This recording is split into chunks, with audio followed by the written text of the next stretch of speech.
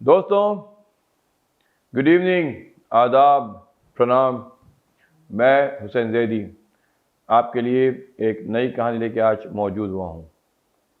हम लोग पिछले 2 हफ्ते से पठान माफिया की हिस्ट्री कर रहे हैं and I am totally surprise by the kind of comments I am getting here, क्योंकि मुझे लगा था शायद ये 2 हफ्ते में इस कहानी को ख़त्म कर देना बेहतर होगा, लेकिन अब मुझे लगा कि ये एक तीसरा एपिसोड जब तक मैं नहीं ख़त्म करूँगा तब तक ये कहानी अपनी तौर से मुकम्मल तौर से फिनिश नहीं होती है।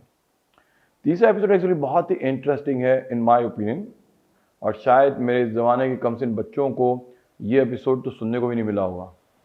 जी हाँ, ये बॉम्बे की उस ज़माने के या आज का मुंबई कह लीजिए सबसे सेंसेशनल किडनैपिंग का केस है। यानी आपको पता है कि किडनैपिंग आम तौर से उत्तर प्रदेश में दिल्ली में हुआ करती है। आप लोग पता है कि किडनैपिंग के लिए बाकायदा कुछ गैंग्स जो हैं वो स्पेशलिस्ट होती हैं। जैसे बबलू श्रीवास्तव गैंग जो है वो किडनैपिंग में, फिरौती में, रैंसम में बहुत स्पेशलिस्ट है। इसी तरह से अबू सालिम ने एक बार कोशिश की थी गैंग के किडनैपिंग घुसने के लिए, लेकिन वो कुछ खास कामयाबी हासिल नहीं कर पाया। तो गैंग्स होती हैं स्पेशलिस्ट जो किडनैपिंग में होती हैं। जैसे कि आपने देखा होगा कि फिल्मों के अंदर भी जो कुछ लोग अलग किडनैपिंग करते हैं, कुछ लोग अलग किस्म के काम में करते हैं। इसी तरह से मुंबई की भी अंडरवर्ल्ड के अंदर पठान जो हैं वो सारी चीज़ें कर चुकने के बाद they thought first time to try a hand on kidnapping. Now surprising ये है कि वो लोगों ने किसी बिजनेसमैन को, किसी टाइकून को या किसी पॉलिटिशियन के बेटे को नहीं किडनैप किया। उन लोगों ने किडनैप किया अपने ज़माने के एक बहुत ही मशहूर फिल्म प्रोड्यूसर को।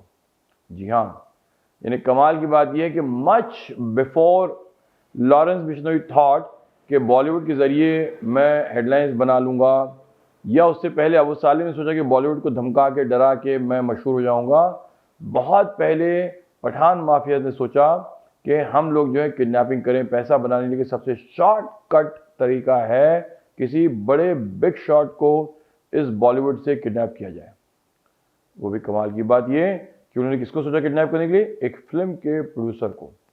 जी हाँ, इस प्रोड्यूसर का नाम था मुशीर आलम। जी हाँ, ये मुशीर रियाज फेम के थे मुशीर। इन लोगों ने बड़ी बड़ी पिक्चरें बनाई हैं and they were known for producing Dilip Kumar की जो है स्टारिंग फिल्मों को। दिलीप कुमार जो है, जो मेरे नए बच्चे अगर ना जानते हों तो प्लीज़ उनको गूगल कर लें। उनका असली नाम है यूसुफ खान, और इस ज़माने की फिल्म इंडस्ट्री के बॉलीवुड की अब तक के सबसे बड़े लेजेंड दिलीप कुमार थे।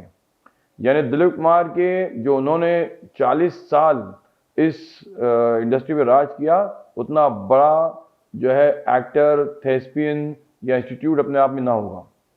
हाल में ही जो है उनका देहांत हुआ है। आपको पता है इस लेवल के लेजेंडरी स्टार्स अब नहीं हुआ करते जितने के दिलीप कुमार थे। हुआ ये कि ये इन्होंने दिलीप कुमार की में काम की जो फिल्म है बैराग, जिसमें दिलीप कुमार ने ट्रिपल रोल किया था, वो फिल्म उन्होंने प्रोड्यूस की। और उसके बाद उन्होंने एक उससे भी बड़ी फिल्म प्रोड्यूस की जिसका नाम था शक्ति, 1982 में आने वाली अब तक की सबसे बड़ी फिल्मों में गिनी जाती है। क्यों? क्योंकि इससे बड़े 2 स्टार कभी जमा नहीं हुए। इस फिल्म में दिलीप कुमार और अमिताभ बच्चन थे, और अमिताभ बच्चन इस फिल्म में काम करने के लिए इतने शौकीन थे कि उन्होंने पहली मर्तबा राखी को, जो उनकी हीरोइन थी, उन्होंने अपनी माँ के रोल में स्वीकार किया। अब आप जस्ट सोचिए कि कितनी बड़ी पिक्चर होगी वो। सलीम जावेद ने इसकी कहानी लिखी, रमेश सिप्पी ने इसको डायरेक्ट किया और मुशीर आलम ने इसको प्रोड्यूस किया। बहुत, मैंने कहा ना कि मतलब जो लोग जानते हैं वो जानते हैं शक्ति कितनी बड़ी फिल्म थी। मुशीर जो है वो रोज़ की तरह अपने ऑफिस से निकले, और अपने ऑफिस से निकल के, वर्ली में उनका ऑफिस था, वो साउथ मुंबई में एक अपॉइंटमेंट के लिए जा रहे थे। ये बात 1982 की है। फिल्म ऑलरेडी हिट हो चुकी थी और लोग मुशीर की तारीफ कर रहे थे। तो मुशीर ने जब इरादा किया कि अपने ऑफिस से निकल करके वो साउथ की तरफ जा रहे थे, वर्ली में एनी बेसेंट रोड के ऊपर, अचानक उन्होंने देखा उनकी एक वाइट एम्बेसडर का पीछा कर रही है। और कई बार वो एम्बेसडर के करीब आने की उसने कोशिश की, लेकिन वो उनको ओवरटेक नहीं कर पाई। अचानक एक सिग्नल पर एक स्क्रीचिंग हॉर्न के साथ एम्बेसडर ने उनको ओवरटेक किया और उनकी गाड़ी के सामने आकर रुक गई।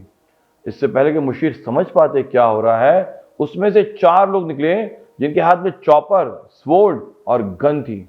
आप सोचिए, दिन दिहाड़े मुंबई में ऐसी वारदातें होती नहीं है, वर्ली के बिजली सिग्नल पे, और वो भी यानी 4 गुंडे अपने हाथ में हथियारों से लैस 1982 के अंदर जो है वो किसी को गाड़ी से बाहर निकालते हैं। मुशीर के आंखों पे सफेद पट्टी बांधते हैं, उनको पीछे की सीट में नीचे फेंक देते हैं, और बाकी ये चारों जो बाद में इनको आइडेंटिफाई किया गया एज अमीरजादा, आलमजेब, अब्दुल लतीफ और शहजाद खान। देखिए पठान, यानी आप सोचें ना कितने पावरफुल। मैंने आपसे यही कहा कि ये इंडिया के सबसे पावरफुल माफिया थे, सबसे बड़ी सिंडिकेट थी। उस जमाने में किसी ने सोचा नहीं था कि वो एक इतने बड़े आदमी को किडनैप करने की सोचेंगे भी। एनीवे, इन लोगों ने मुशीर को उसके पीछे की जो सीट के पास जो नीचे जगह होती है पैरों के पास लिटा दिया, आंखों में पट्टी बांध के, और वो चल पड़े। यहां मैं खाली एक छोटी सी बात आपको ब्लैक में कहता हूं कि जो लोग भी अगर किडनैपिंग से गुजरे, उनके लिए बहुत ज़रूरी है कि वो उस वक्त जो शुरू के वक्त की कुछ डिटेल्स हैं उसको ख्याल रखें। जैसा कि लाइम नीजन ने फिल्म टेकन में जब उसकी बेटी किडनैप हुआ, उसने अपनी बेटी से क्या कहा? उसने कहा calm down and pay attention to all the details around you. उस कमसिन लड़की से कहा कि वो खामोश रहे और सारा आसपास की डिटेल जो है वो याद रखें और उसको बताएं। बस किडनैपिंग में यही होता है। मुशीर हालांकि थोड़े डिसोरिएंटेड जरूर हो चुके थे, और वो एक इतने बड़े आदमी, आप सोचिए ना कि वो इस ऐसे बड़े लोगों में उठते बैठते हों, बड़े बड़े कहानीकारों में जावेद, सलीम जावेद जैसे लोग, दिलीप कुमार, अमिताभ बच्चन, ऐसी बड़ी हस्ती, और उनको इन ठग्स ने, इन गुंडों ने उस गाड़ी में पीछे डाल करके उन पे पैर रख के चले जा रहे हैं। मुशीर थोड़ा सा घबरा जरूर गए थे, लेकिन बहुत अलर्ट रहे। उन्होंने उस आंखों पे बंधी हुई पट्टी से बाहर झांक के देखना शुरू किया। उन्होंने देखा, अचानक उनको लगा कि एक कोई बहुत बहुत ज्यादा कलर वाली चीज दिख रहे हैं, और उसको तवज्जो देने की क्या है। उन्होंने देखा कि एक्चुअली वो एक फिल्म का पोस्टर है। उन्होंने बहुत गौर से देखा तो उनको लगा कि एक बहुत बड़ा सा फिल्म का पोस्टर है जो शोले फिल्म का है। शोले आप सब जानते हैं, सालों से चल रही शोले, उसका पोस्टर। मुशीर हैरान हुए, लेकिन उन्होंने इस चीज को अपने जहन में कैद कर लिया। गाड़ी आगे बढ़ती है, तकरीबन 10-15 मिनट चलती है, फिर अचानक एक जगह के रुक जाती है। एक शख्स मुशीर का हाथ पकड़ के बाहर निकालता है और फिर कहता है चलो। मुशीर चलना शुरू करते हैं, और फिर देखते हैं कि कोई कहता है उनसे, देखो सामने एक पटरा है, संभाल के पैर रखो। मुशीर जो है वो संभाल के पैर रखते हैं और फिर आगे बढ़ते हैं। फिर कहते हैं देखो आगे सीढ़ियां हैं। मुशीर इंस्ट्रक्शन को फॉलो करते हैं और सीढ़ियों पे चढ़ने लगते हैं। उनको अचानक एहसास होता है कि ये एक ऐसी बिल्डिंग है जिसमें सीढ़ियां लकड़ी की बनी हुई है, यानी कोई पुराने ज़माने की बिल्डिंग है जिसपे लकड़ी की सीढ़ियां हैं। मुशीर चढ़ रहे हैं। चढ़ते चढ़ते अचानक मुशीर को ख्याल आता है कि उनके कानों में एक बच्चों के जो कोरस आ रहा है। कैसा कोरस? देखिए, ये मुस्लिम मोहल्लों में अगर आपने देखा होगा तो बच्चों को एक छोटा सा मदरसा जैसा, कुरान का मदरसा कायम करके उनको कुरान पढ़ाया जाता है। तो जब बच्चे कुरान पढ़ना शुरू करते हैं, साथ में कोई कुरान की आयतें पढ़ना शुरू करते हैं, तो वो कोरस जैसा होता है छोटे बच्चों का। मुशीर को लगा कि यहाँ बहुत से छोटे बच्चे जो कुरान एक साथ पढ़ रहे हैं। मुशीर ने उस चीज़ को भी अपने जहन में बिठाया, और फिर उन लोगों ने जाके मुशीर को एक ऑफिस के अंदर ढकेल दिया, और उसके बाद उनकी आंखों की पट्टी खोल दी। मुशीर ने ऑफिस का बहुत अच्छे से जायजा लिया और वो ऑफिस को देखते रहे। इतनी में कुछ देर में इन चारों पठान ने जो उनको अब तक किडनैप करके लाए थे उनसे बहुत बुरा सलूक करने लगे। उनसे जो है पूछने लगे कि हमको जो है तुमसे सिर्फ 25 लाख रुपए चाहिए। तुम्हारी फिल्म ने तो बहुत बड़ा मुनाफा किया है, करोड़ों का बिजनेस किया है, लेकिन हमें तुमसे सिर्फ 25 लाख रुपए चाहिए जो तुम फौरन हमें दे दो। मुशीर जो है हैरान हो गए कि ये लोगों ने कैसे इनके बिजनेस के मुनाफे में नज़र रखी है और कैसे इन लोगों से पैसे मांग रहे हैं। वो कहने इतनी अचानक में इतनी बड़ी रकम कैसे दे देंगे। और देखिए 1982 में 25 लाख का मतलब ये हुआ कि आज के कम से कम जो है वो 5-10 करोड़ के बराबर तो हो गए। तो मुशीर जो है वो कह लगे मैं इतनी अचानक में इंतज़ाम नहीं कर सकता, लेकिन जब उन्होंने उसको बहुत ज़बरदस्ती की तब मुशीर अपने पार्टनर रियाज अहमद से बात करने पर राज़ी हो गए। उन्होंने रियाज को फ़ोन लगाया और उन्होंने कहा कि मुझे पैसों की सख्त ज़रूरत है, आनन फानन में इस पैसे का इंतज़ाम करो। खैर रियाज भी परेशान हो गए, लेकिन उनको खास धमकी दी गई थी कि किसी पुलिस के इंसान को खबर किए बगैर वो लोग जो है पैसे का इंतज़ाम कर दें। कुछ घंटों के बाद मुशीर बहुत मुश्किल से 2,80,000 रुपये का इंतज़ाम कर पाए कैश में, और फिर उन्होंने उनके मुताबिक बताए हुए ठिकाने पे उन्होंने जो है वो पैसे पहुंचा दिए अमीरज़ादा आलमज़ेब को। ये फिरौती कामयाब होने के बाद पठान लोगों ने मुशीर को एक जगह जाके छोड़ दिया और बाद में वो रियाज उनको लेके चले गए। ये अपने आप में एक बहुत ही सनसनीखेज खबर थी। यानी किसी फिल्म के प्रोड्यूसर को किडनैप कर लेके दिन दिहाड़े ले जाना और उसके पार्टनर से वो पैसे ऐंठ लेना अपने आप में बहुत बड़ी बात है। पुलिस के ख्याल से उनके मुंह पे एक बहुत बड़ा तमाचा था। यानी इसाक बागवान के मुताबिक जो है क्राइम ब्रांच के लिए ये एक बहुत ही बड़ी शिकस्त थी। क्यों? क्योंकि अभी 1 साल पहले साबिर कसकर की जो है वो हत्या हुई है और अभी के अभी जो है फिर से पठानों ने ऐसी दूसरी वारदात अंजाम दे दी है। इस केस को जो है पुलिस के बारे में कंप्लेन ले जाने के लिए थे दिलीप कुमार खुद मुशीर के साथ जो है जूलियो रिवेरो से मिले और उन्होंने उनसे कहा कि ये केस जो है इसकी छानबीन होना चाहिए और किस शख्स ने बॉलीवुड में इस तरह से संगीन तरीके से जो है वो एक फिल्म प्रोड्यूसर पे हाथ डाला है। जूलियो रिवेरो खुद बहुत गुस्से में आए, चूँकि वो अपने ज़माने में अंडरवर्ल्ड की बढ़ती हुई गतिविधियों को कम करना चाहते थे। उन्होंने फ़ौरन मधुकर जेंडे को अपने ऑफिस में तलब किया और उनको इस बात की हिदायत दी कि इस केस को फ़ौरन डिटेक्ट करना चाहिए। मधुकर जेंडे दिलीप कुमार को और मुशीर को अपने साथ क्राइम ब्रांच के ऑफिस में ले गए। आप जानते हैं कि कमिश्नर का ऑफिस और क्राइम ब्रांच में थोड़ा सा फासला है। क्राइम ब्रांच एक अलग अपने वहाँ से जो है तकरीबन कुछ कदमों के फासले पे है और पुलिस कमिश्नर का ऑफिस अलग है। क्राइम ब्रांच में आकर के उन्होंने मुशीर के स्टेटमेंट लिए और उस स्टेटमेंट में इसाक बागवान जो उस वक्त सब इंस्पेक्टर थे मौजूद थे। इसाक बागवान 1974 बैच के ऑफिसर हैं और वो क्राइम ब्रांच में उनको बहुत सी कामयाबियां हासिल हुई हैं। जब मधुकर जेंडे के साथ में उन्होंने बैठ करके ये स्टेटमेंट लिया, उन्होंने फ़ौरन सोचा कि इस केस को उनको डिटेक्ट करना है। देखिए उस ज़माने में मुंबई पुलिस जो है वो वायरलेस टैपिंग नहीं करती थी और मुंबई पुलिस जो अपने खबरी पे और अपनी खुद की सलाहियतों पे बहुत डिपेंड करती थी। उनकी जो इन्वेस्टिगेटिव स्किल्स थी उसके लोग बहुत मशहूर थे। आज इस किस्म की इन्वेस्टिगेशन नहीं होती है। आज की पुलिस जो है वो सिर्फ वायरलेस टैपिंग करती है या कभी कभी बहुत से केसेस में लोगों को फ्रेम कर लेती है। अब इसाक बागवान को जो है इस केस को ओपन करना था। यानी उस ज़माने में ओपन का मतलब है केस को इन्वेस्टिगेट करना, केस को डिटेक्ट करना। उन्होंने अपने सारे खबरीज को काम पर लगा दिया और सारे खबरी जो है काम करने लग गए। बागवान के लिए ज़रूरी था कि मुशीर के स्टेटमेंट में बताए गए शोले का बड़ा सा पोस्टर और गाड़ी का मुताबिक चलना, लकड़ी की सीढ़ियाँ और कुरान का जो है वहाँ पे आवाज़ आना और फिर पहले माले चढ़ने के बाद एक ऑफिस जगह जाके पहुँचना जिसमें उनको जा कर के मुस्लिम धर्म के पवित्र तस्वीरें, जैसे कि आपने देखा है कि मक्का मदीना की तस्वीरें जो आमतौर से हर मुस्लिम घरों में होती हैं, मुशीर ने इन बातों को नोट किया और अपने स्टेटमेंट में सारी बातें उनको डिटेल में बता दी। एनीवे, अब इसाक बागवान जब इस पर इन्वेस्टिगेट कर रहे थे, अपने सारे खबरीज को उन्होंने अलर्ट किया। आखिर उनको एक कॉल आता है बदरुद्दीन से, जो उनका इन्फॉर्मेंट है, जिसको बदर कहते थे। उसने फ़ोन किया, साहब एक ख़बर है। इसाक बागवान ने पूछा कौन सी खबर है? बोले मैं आपको बता सकता हूँ कि ये किडनैपिंग मुशीर की किसने की थी और कहाँ से की थी। ये देखिए, मैंने आपसे कहा ना कि ह्यूमन इंटेलिजेंस, जिसको आज CIA इतनी सारी टेक्नोलॉजिकल एडवांसमेंट के बाद एहसास करने लग गई है कि ह्यूमन यानी इंटेलिजेंस या लोगों की खबरी जो नेटवर्क होता है वो बहुत इंपॉर्टेंट होता है, जो आपको कोई टेक्नोलॉजी नहीं बता सकती। इस शख्स ने उनको बताया कि ये कहाँ पर किडनैपिंग हुई थी और कहाँ पे मुशीर को ले गए थे। उसके बताए हुए स्टेटमेंट और उसके बताए इन्फॉर्मेशन के मुताबिक इसाक बागवान ने काम करना शुरू किया। शोले का पोस्टर जो उनका पहला क्लू था, आपको पता होगा कि शोले अपने रिलीज के बाद से कई सालों तक मिनर्वा थिएटर में चली थी। आप जानते हैं उस जमाने में 35 mm और 70 mm की पिक्चरें हुआ करती थी।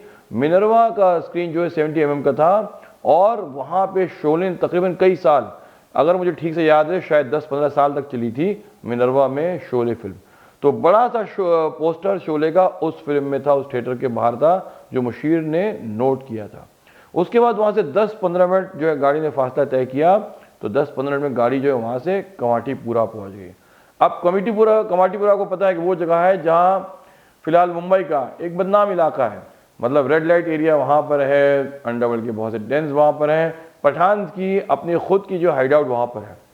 15 मिनट के फासले के बाद जो है इसाक बागवान ने रेकी करके पहुंच के मालूम पड़ा कि वो जो है एक कादर बिल्डिंग करके है वहां पे, जहां पठान का अपना ठिकाना है।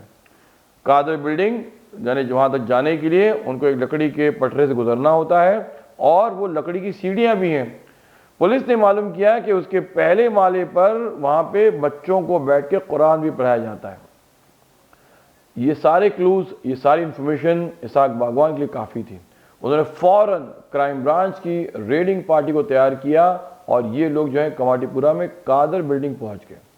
कादर बिल्डिंग जब पहुंचे तो वहां पे तमाम जो मुशीर की सारी बताई हुई बातें थी, वो देखा कि उनके लिए उनके क्लूज जो हैं बहुत ही मुताबिक थे उनके इन्वेस्टिगेशन के। उन्होंने फौरन जाकर उस ऑफिस पे उन्होंने रेड की। उस वक्त उस ऑफिस का डिस्क्रिप्शन जो मुशीर ने दिया था वो बिल्कुल मैच हो रहा था जैसा उन्होंने बताया था, लेकिन उस ऑफिस में कोई था नहीं। उस ऑफिस में सिर्फ सलीम करके एक बंदा था जो इन पठान का बहुत खास था। Salim was earlier a Hindu who had later converted and had become Muslim। अब वो सलीम नाम से जाना जा रहा था और पठान का बहुत खास आदमी था। पुलिस ने उसको बहुत कोशिश की दबाव डालने की, लेकिन सलीम ने मुंह नहीं खोला। लोगों का कहना है कि सलीम जो है बहुत ही सख्त जान था और वो इतनी जल्दी जो है वो आवाज़ नहीं करेगा। लेकिन एक बहुत ही मशहूर कहावत है मुंबई पुलिस के अंदर कि पत्थर की बिल्डिंग में पत्थर भी बोलते हैं। यानी क्राइम ब्रांच जो बिल्डिंग है, आपने अगर देखा वो ब्रिटिश के ज़माने की बिल्डिंग है। यानी पूरा एक्चुअली मुंबई पुलिस कमिश्नरेट जो है वो ब्रिटिश के ज़माने का बनाया हुआ है, पत्थरों की बिल्डिंग है वो। तो क्राइम ब्रांच को एक्चुअली बहुत से लोग पत्थर वाली बिल्डिंग भी बोलते थे। यानी अगर दो अंडरवर्ल्ड के लोग या दो एक्सपर्ट लोग अगर कोर्ट में बात करेंगे तो क्राइम ब्रांच नहीं बोलेंगे। उस जमाने में एक्चुअली क्राइम ब्रांच कहते भी नहीं, उस जमाने CID कहते थे, CID ऑफिस। तो वो आपस में कहते थे पत्थर वाली बिल्डिंग में बुलाया है, यानी क्राइम ब्रांच में हाजिरी देना है। उस पत्थर वाली बिल्डिंग में जब भी कोई जाता था तो चाहे कितना भी बड़ा तुर्रम खां हो, वो जाके बाद में वहाँ बोलता था, बात करता था। सलीम को वहाँ पहुँचाते ही 2 घंटे में मुंबई पुलिस ने जो उसको स्पेशल ट्रीटमेंट दिया, सलीम अपने आप फूट पड़ा और अपने आप उसने बताना शुरू कर दिया कि कैसे ये किडनैपिंग जो है अमीरज़ादा, आलमज़ेब और शहजाद और अब्दुल लतीफ़ ने की थी। अब मुंबई पुलिस के लिए दूसरा चैलेंज था कि वो मुंबई पुलिस को जो है इन चारों को गिरफ्तार करें, लेकिन ये चारों गायब हो चुके थे। यानी अब इन चारों का पता मुंबई में नहीं था। बाकायदा सब जगह तलाश करने के बाद, ढूंढने के बाद उनको जो है कहीं भी इसका पता नहीं लगा।